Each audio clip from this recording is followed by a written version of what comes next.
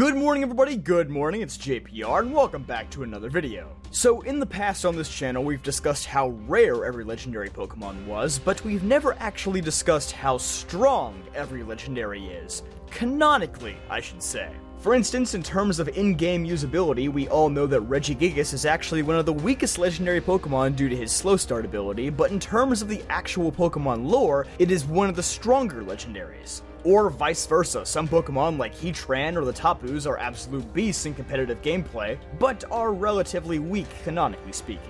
So I'll be looking over all the evidence I can find, whether it's Pokedex entries, in-game lore, or one of those overpriced GameStop guidebooks hidden somewhere underneath my bed and 20 layers of dust.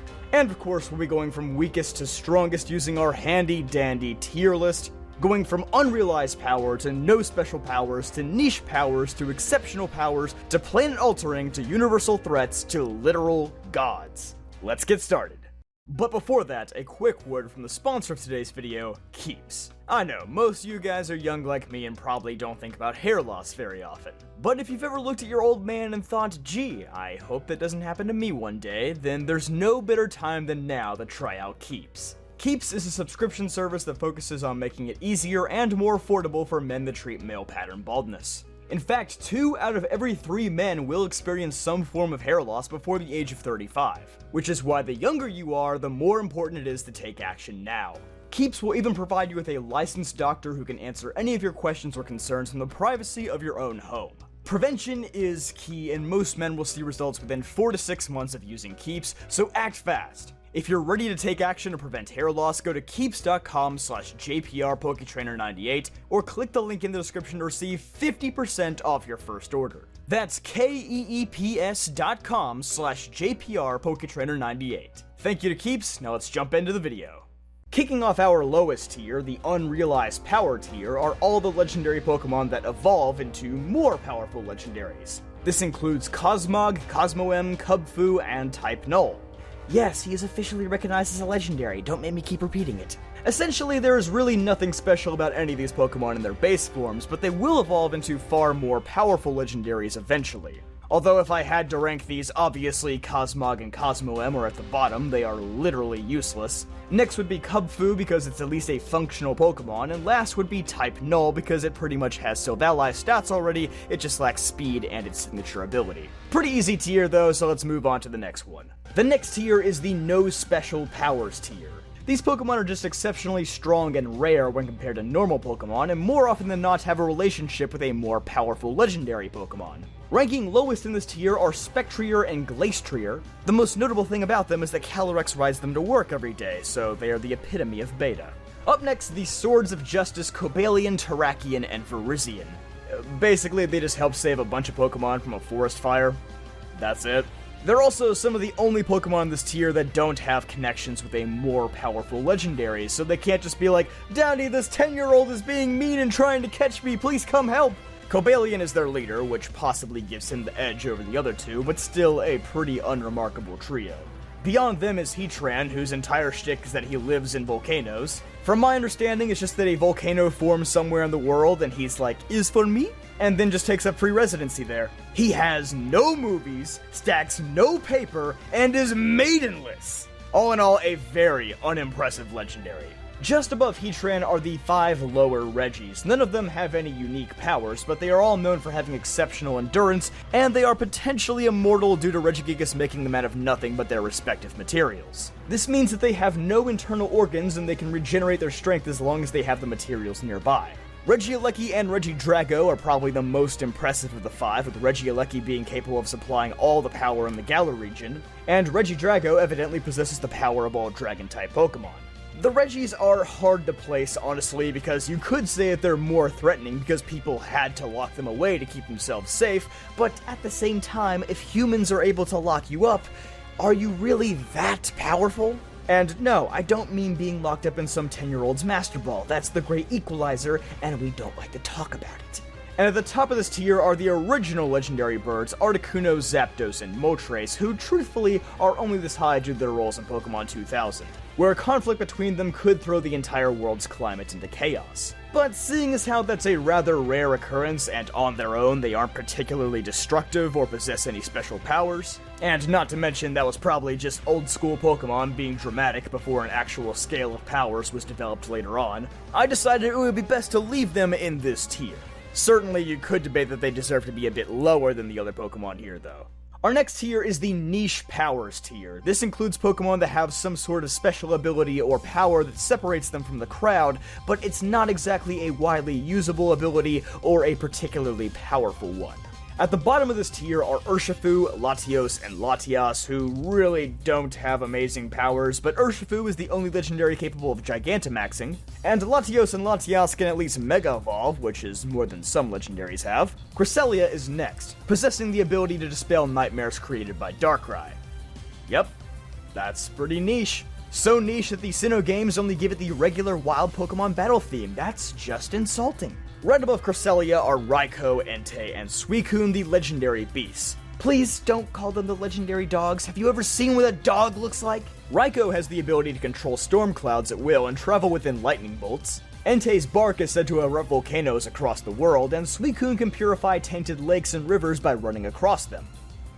Hey, not every power has to be destructive. Next we have the Kamis, also known as the Forces of Nature, Tornadus, Thundurus, and Landorus, and of course the newly added Enamorus. Although the four of them are commonly associated with fertility and the growing of crops, they can each create massive storms and cyclones to punish people who damage the land, and in the anime, Giovanni demonstrates that by controlling them in their Therian forms, a never-ending wave of natural disasters can also be created. But it appears that this isn't an ability that any of them have access to individually, so it doesn't count for much. Next is Silvally, who is developed as an Ultra Beast killer and does have the ability to switch to any type.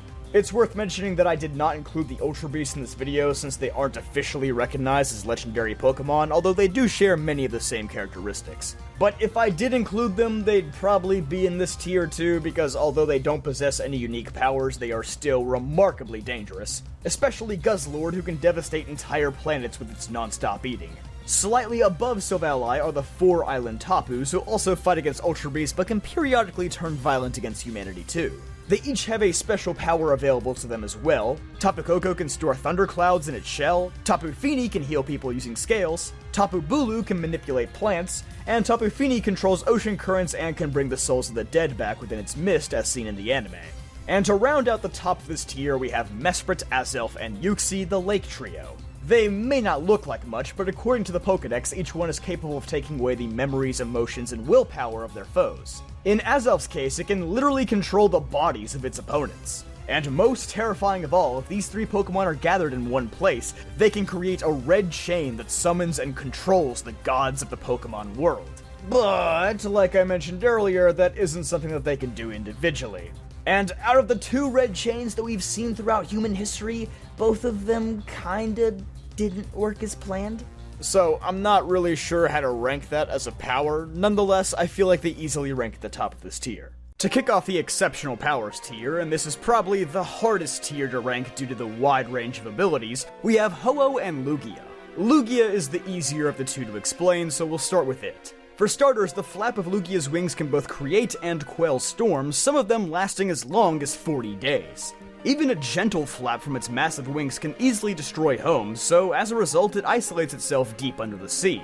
Ho-Oh, on the other hand, has powers that are far less destructive, but that doesn't make them any less extraordinary. Most notably, it can resurrect Pokemon from the dead, as seen with the legendary beasts after the Burn Tower tragedy. Its flames are said to burn forever, and it grants eternal happiness to anyone who sees it, proving the power can come in all sorts of forms. Our next Pokemon, Calyrex, is similar and also possesses many unique abilities. Like the Kamis, Calyrex is also capable of creating bountiful harvests, but it can additionally use its psychic powers to control people and Pokemon, as seen through Peony and its 2 steeds. While riding on the steeds, it can bring out their true power as well and use attacks that will blast through entire mountains. And finally, unlike other Pokemon that Dynamax using the remains of Eternatus' energy, Calyrex is able to Dynamax using its own internal energy, as evidenced by the blue aura that surrounds it.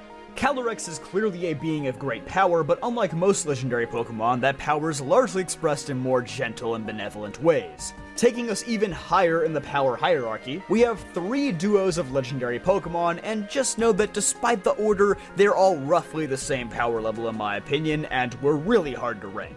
So keeping it in the Galar region, we have the hero duo Zacian and Zamazenta. Of course, they are most notably known for being able to defeat Eternatus during both Darkest Day events, though not without help from Hop's Dubwool. The armor they carry is so solid that not only can they shrug off attacks from Dynamax Pokemon, but they can also strike them down with ease. And they do the Luke Skywalker force projection stuff too. Not exactly powerful, but it is cool. When working together, they can undo the effects of Eternatus' Eternamax, which prevents all Pokemon attacks from working. Now, of course, since it hasn't been mentioned yet, Eternatus does indeed rank higher than these two do. Because if Zacian and Zamazenta were separated, it's highly unlikely that either one of them would have been able to defeat Eternatus alone. Up next are the previous generation's mascots Solgaleo and Lunala. As the emissaries of both the sun and the moon, they are capable of giving off or absorbing the light of large areas. The energy they emit is enough to actually override the current time of day when it comes to evolving a Rockruff into Lycanroc, which is a fact that I only just now learned about. These Pokemon fought alongside the Tapus long ago to defeat the Ultra Beast attacking Alola, and they can create Ultra Wormholes to travel between dimensions. Finally, both possess incredibly strong Z-moves at their disposal. And to round out this group of mascots, we have Zekrom and Reshiram. In the ancient past, both of these Pokemon destroyed massive kingdoms in a battle of truth and ideals. Their pillars of lightning and fire are said to be what created the 2 rivers that still exist in Unova today. Both of these Pokemon came from the original dragon, and like Zacian and Zamazenta, when weakened they turn into stones to preserve their lives. Using the powers of fire and electricity, they can easily incinerate everything around them. This has led many people to believe that both of these Pokemon could easily scorch the world. But that could just be some old-fashioned Pokedex hyperbole. As stated before, I view all 6 of these legendary Pokemon as equals, but feel free to let me know what you think down below. However, there is still one Pokemon left atop this tier, that being Kyurem. Basically, take everything I just said about Zekrom and Reshiram and apply it to Kyurem as well, because it just stole their entire bodies away. But even in its base form, we know Kyurem could surpass both of them, as its Gen 8 Dex entry for Pokemon Home reads, "Dwelling within it is a power even greater than that of Zekrom or Reshiram, but the extreme cold keeps that power bound." Presumably, that power is what remains of the original dragon, but Kyurem keeps that power on ice, waiting for the day when it can finally reclaim the body it once had. All I'm saying is, if we don't get Legends Kyurem as a game, I will be sorely disappointed. Honestly, who knows what Kyurem's actual power limit is? But for now, I have to keep it atop this tier because at least it's capable of absorbing Zekrom or Reshiram and making their powers its own, which is no easy feat. And now we have reached the big boy tier, Earth-altering powers. These are Pokemon that have either changed the shape of the Earth in some way, or they are threats to our entire existence. Kicking this tier off is Regigigas, the Pokemon that is said to have literally towed the continents across the world using ropes. And of course managed to create the aforementioned 5 immortal beings who are powerful enough in their own rights. Its command over these Regis is so powerful it can override the effects of Pokeballs as seen in the Diamond and Pearl series when Brandon attempted to meet it. And in the 11th movie, Giratina and the Sky Warrior, Regigigas helps in holding back a massive glacier mere minutes after its awakening. When it comes to raw strength, few can outdo Regigigas. But up next on our list is the most savage of all Pokemon, and the one formerly crowned as the strongest Pokemon in the world, Mewtwo. The Pokedex explicitly states that Mewtwo's battle abilities have been raised to the ultimate level, allowing it to defeat any foe. Like other psychic types on this list, it's also been shown to be capable of mind control, and it creates a storm intended to wipe out humanity in the first movie. Mewtwo is truly the most terrifying weapon created by man, but there are other entities that surpass such a creation, including the Pokemon of life and death themselves, Xerneas and Yveltal. Both are capable of giving or absorbing life from everything around them, and their mere auras are strong enough to invigorate other fairy or dark-type Pokemon. Not to mention that their powers to give and take life were instrumental in the building of Kalos' ultimate weapon, which devastated the entire region. The after effects of which would later give birth to the Mega Evolution phenomenon. Both of these Pokemon are overflowing with power that influences everything they touch. With that being said, I'm sure some of you are wondering why they don't rank higher in this tier, and that's mostly because the reach of their powers are confined to a radius of roughly a few hundred miles. These Pokemon aren't capable of destroying or reviving the entire Earth. Not to mention that they go into a 3,000-year-long coma afterwards, so they aren't exactly efficient. But when it comes to worldwide disasters, few Pokemon come to mind faster than Groudon and Kyogre. In their primal forms, Groudon and Kyogre are capable of creating droughts or rainstorms so severe that all of humanity would be wiped out within a few days. They certainly have a farther-reaching impact than either Xerneas or Yveltal do. Sure, being able to control the life force of an entire country is impressive, but being able to manipulate the weather conditions of the entire world or even control the intensity of the sun, which is 93 million miles away from Earth, now that is powerful. Even if I had just said these Pokemon created the land and sea, that would be enough to land them in this tier, but that's only the beginning of their fierce power. But as it's commonly known, Rayquaza is the one whose powers override both of them, being able to dispel abnormal weather and even able to Mega Evolve at will thanks to a special organ that stores meteorite energy within it. Using this Mega Evolution power, it once stopped Earth from being destroyed by a meteor shower, and it's been known to take on extraterrestrial threats such as Deoxys. Another legendary Pokemon known for dispelling threats and keeping the world in check is Zygarde, who I would say is roughly on the same power level as Rayquaza. Originally thought as merely the protector of Kalos, we now know that Zygarde exists everywhere around the world to protect the ecosystem. Which begs the question, what the heck has he been doing when all these other threats happen? But still, with 100% of its cells assembled, Zygarde has the power to eliminate any threat facing the world, certainly making it the strongest Pokemon within this tier. But what about threats that come from beyond this world? Threats that Pokemon like even Rayquaza and Zygarde wouldn't be prepared to deal with. Well, that's where the second highest tier, Universal Threats, comes in, featuring Eternatus and Necrozma. Starting with Necrozma, this Pokemon has devastated entire dimensions in its mad search for light. Not only is it capable of opening massive amounts of Ultra Wormholes, but it can also overtake Solgaleo and Lunala's bodies similar to Kyurem, and that's just the extent of its power in its broken form. As Ultra Necrozma, it can use light that burns the sky, the most powerful move in existence without any drawbacks. Its body also burns at a temperature of 10,000 degrees Fahrenheit, which is just over the temperature of the sun, making it practically untouchable. Eternatus is pretty dang similar, all things considered. In its base form, it's not much to marvel at, but after Eternamaxing, it by far becomes the strongest Pokemon stat-wise, and creates a massive storm that rips apart space and time itself, making other Pokemon unable to use moves against it. Eternatus can expel a nearly infinite amount of energy and force other Pokemon to Dynamax against their wills as well.